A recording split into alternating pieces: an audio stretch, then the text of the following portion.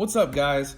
So today I'm bringing you the zero compromise in-depth look. Some of you guys were asking about this, and now that I've used it in a few matches, or used both of them in a few matches and got some real hands-on experience with it, I'm ready to give you my thoughts, and I'll do some comparisons to other tier 1 scopes at the end. So without further ado, let's get right into the box. Show you what you guys get. So we get some foam. We get a handy dandy reticle card. Shows you all your subtensions, your line thicknesses, all that kind of good stuff. On the back, we've got your MOA and mil ranging formulas. So if you still like to range targets or need to do that, you've got that there. Next, we've got a zero compromise branded scope cover, because you know protection is important, so make sure you wrap it up. We have the grade A clear bikini scope covers. We love these. And the Manly Man user manual, because we all know that every manly man ever doesn't actually use one of these or read it, but I encourage you to do so because there are some differences from normal scopes in terms of setup for these scopes, and I'll touch on that briefly in the video, but please read this, okay? Here is a picture for size reference, because we all know that size matters, of the 4-20 versus the 5-27 lengthwise. It's not the greatest example, but it's as good as I got right now, so I'm just gonna have to deal with it. So let's put all that stuff away.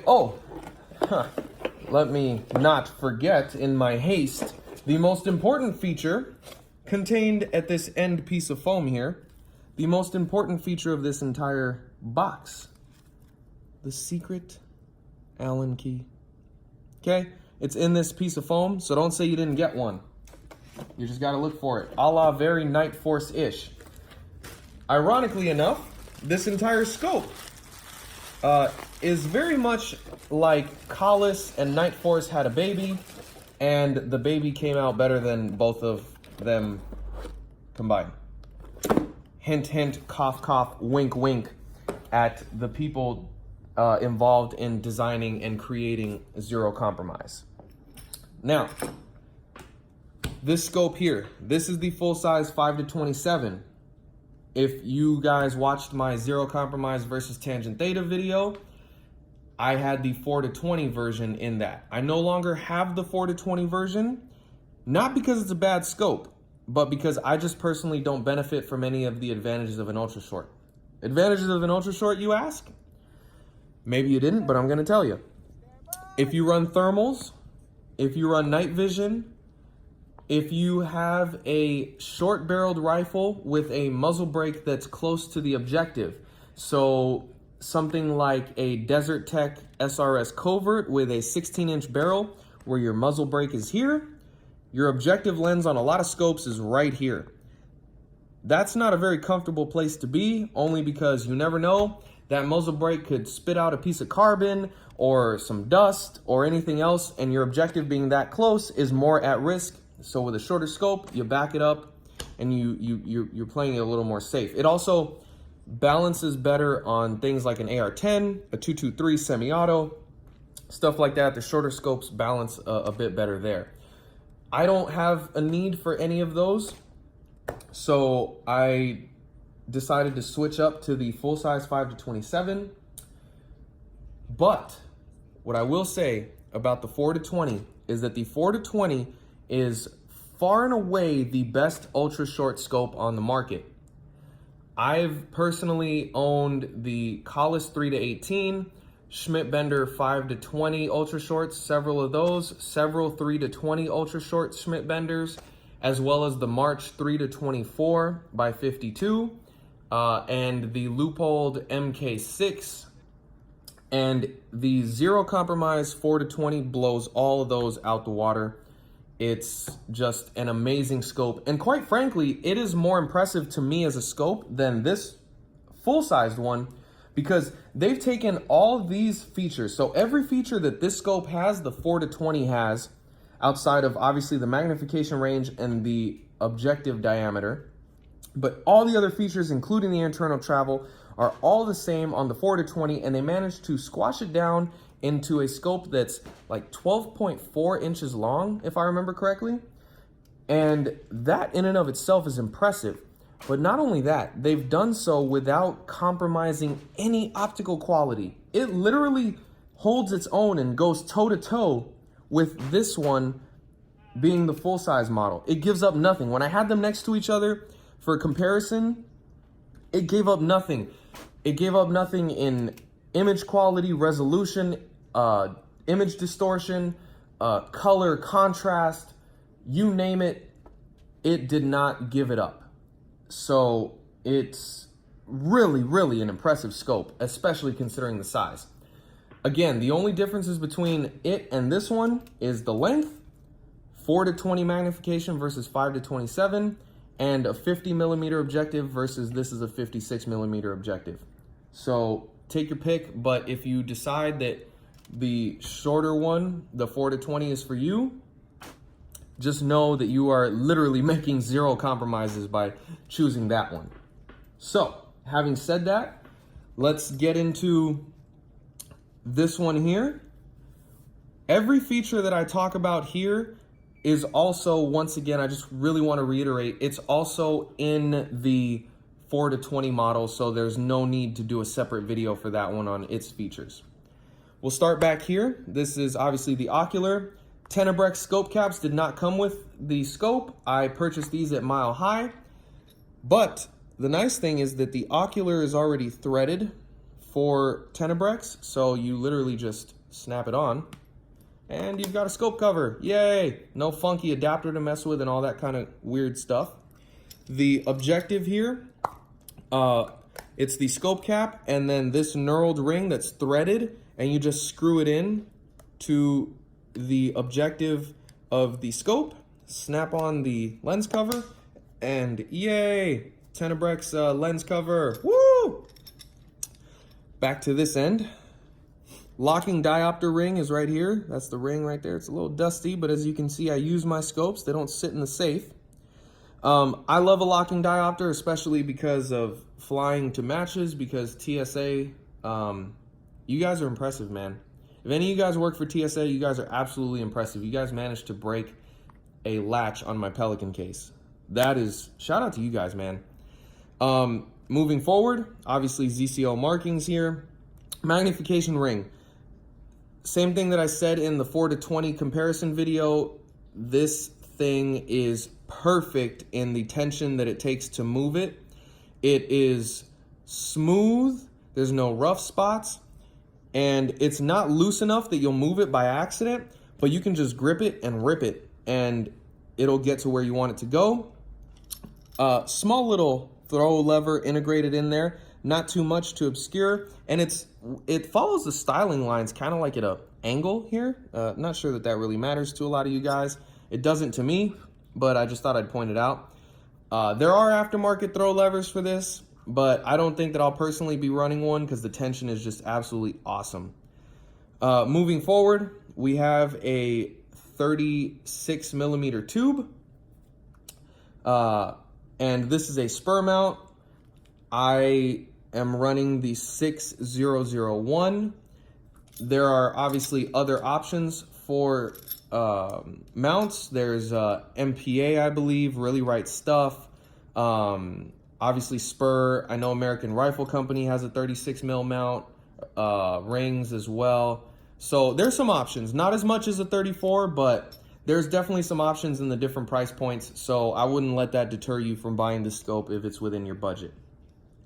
Nextly, moving forward to the center saddle, we have obviously locking elevation and windage, which is always nice. I also like the low profile of both turrets because I do take this scope hunting with me, so I like low profile turrets. They're not jabbing you in all sorts of different places depending on how you carry your rifle. Pull up to unlock, push down to lock. Simple as that. The tension required to lock and unlock the turrets is not bad, so you absolutely conceivably could run the elevation turret unlocked the entire time if you really wanted to. In competition, I don't think it really matters. I've never had turrets accidentally slip on me one way or the other, so, you know, personal preference there. Obviously, windage is the same. Pull out, turn, push back in, boom, done. Okay? And then second rev indicator on the elevation knob is similar to Collis, where it's a little detent pin that pops up here. I'll show you guys. Get over there. Obviously 15 mils of travel per turn. Right there, you see the second rev indicator right there, that little notch right there. There is a third rev on these scopes. It's literally at the top of the elevation turret here. I don't have an aggressive enough base to get that much elevation out of my scopes, especially this one, but you know, honestly, it's there if you need it, but in my opinion, if you really need 35 mils of adjustment, you're better off just throwing a Terac on the front of your scope and calling it a day, man. I wouldn't necessarily put so much cant in this thing that you're at the extremes of travel, but to each their own. Okay. Zero stop is automatically built in, but it's basically just 2 set screws, similar to a lot of scopes out there nowadays. The nice thing that they did is they put markings where the set screws are on the turret, so you don't have to search around your whole turret to find them. It's these little white arrows. Okay, same thing on the windage. White arrow there. Okay, and that's your 2 set screws to set your zero. Like I said, zero stop is built in. Mine goes 0.4 below, but and that's enough for me. Some guys have reported 0.5, but I don't know. I got 0.4, and that's good enough for me. I don't really care. Touching on this side, okay? This is Parallax and Illumination together. This outer portion here is Illumination. It's a rheostat, again, similar to Collis. And this is the Parallax. It is numbered for all you number junkies out there that love numbers that don't actually matter, but it's there. Parallax is 25-yard minimum, so that's absolutely amazing for a 22 trainer or just NRL 22. So that's what I'll be doing, is putting this on a 22 at some point. Illumination is both red and green, but you have to, so this is the battery housing here. You unscrew this, pop in your battery. There's also a switch in there to switch between red and green, so you can do that. I have personally never used Illumination in a meaningful setting, but I do plan on attending a couple of night matches next season. So Illumination, while not mandatory, is probably a very, very helpful tool. And I think that the rheostat feature in terms of, so there's no preset intensities. You literally just, it gets brighter and brighter as you rotate this from the off position. So let me see if I can get it in there for you guys. There we go. It's not daylight bright, so you won't really see it outside in the daytime, but there it is right there. This is max intensity, and it just rotates smoothly, and as you can see, it dims. Then I bring it back up. Okay, so it's awesome in that you get to pick the setting that is exactly appropriate for your application, and you know, not one number is a little too high or a little too low, etc. So I like that a lot. The other cool thing about the Illumination on this scope is that it has an auto off feature. I forgot what they call it, but basically the first way is if your scope is at 70 degrees above or below, so if it's here or, you know, all past that, it will automatically shut off. So like, for example, if you turned it on and forgot to turn it off and you go to sling your rifle and now your rifle's, you know, slung like this or like this, the Illumination turns off, which is awesome. Saves your battery. The second way is, I forget the time, but it might be like 5 minutes or something like that. But if the scope has not detected movement within like a 5-minute period, so if you know, you just left your scope sitting there, whether maybe it's in the safe or in the gun case or whatever, and it hasn't moved, then it will also automatically turn off. So that's pretty cool. So I love that feature. Going back to the Parallax here, as I said, it is numbered. Parallax on this scope as a whole is super, super, super forgiving. The only scope that I've seen that's more forgiving than this was, in fact, my tangent theta. But this scope, I literally, both for the 4-20 and for this version, I set my parallax here at the beginning of a match, right there between 5 and 800. Not sure if it'll focus there, but that's literally where I leave it for any target 300 yards and out. And I never have to worry about adjusting focus again for the entire match unless I shoot something closer than 300 yards, which is amazing because that's one less thing I have to do in my pre-stage checklist as far as parallax, because I've seen some guys forget to adjust parallax and they feel that it's made them miss a target or two. Whether that's what happened or not is debatable, but nonetheless, it's just one extra peace of mind that you have with a scope like this. Though this and the tangent are the only scopes that I've seen that are that forgiving in parallax. So +1 for this scope. Now we'll move forward with the rest of it, which there isn't a whole lot. It's a 56 mil objective, and that's pretty much about it. Oh, one more wonky kind of thing. Well, not wonky, but just different. Again, read the instruction manual because it's in there. Real quick, when you set your diopter, in the instruction manual, it says to set your diopter at minimum magnification as opposed to the more traditional maximum magnification. So little difference there in terms of just how you set it up. So just make sure that you pay attention for that. Now, I guess we'll get to the comparisons of this and other tier 1 similar scopes. So obviously the first comparison would be tangent theta.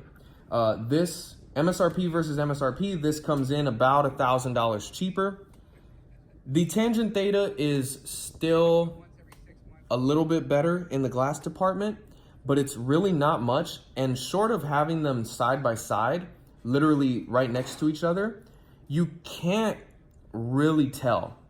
Where the tangent starts to make up ground is 20 and above power, because at 25 magnification, the tangent theta blows every other scope out the water in terms of the resolution and the image quality that it's able to maintain at 25 power. And it just absolutely floored me when we had the scope review that had a lot of different tier 1-ish scopes to compare to. Some don't belong in tier 1, but that's a debate for another day. Going back to this, my overall opinion of this scope is that it is in fact the best scope on the market as an overall package. When you include all the features like the low profile turrets, the locking turrets, the auto off illumination, the red and green forgiving parallax, knob tension is absolutely amazing. The locking diopter. And another thing that you'll notice about this scope, if you ever get an opportunity to look through one, is the actual image that you look at looks bigger. So it just, and I'm not exactly sure. My understanding is it has more to do with the eyepiece than it does the fact that it's a 36 millimeter tube. And so it has more to do with the design of the eyepiece of this particular scope. But you just notice it right away. If you go from a 34 millimeter tube to something, or go to this scope or the 4-20, the image just looks bigger. It's kind of like going from a 36-inch TV to a 55-inch TV. Like, it's just big. So that's pretty interesting, and it just feels nice. It just makes your eye feel less crammed, which is good.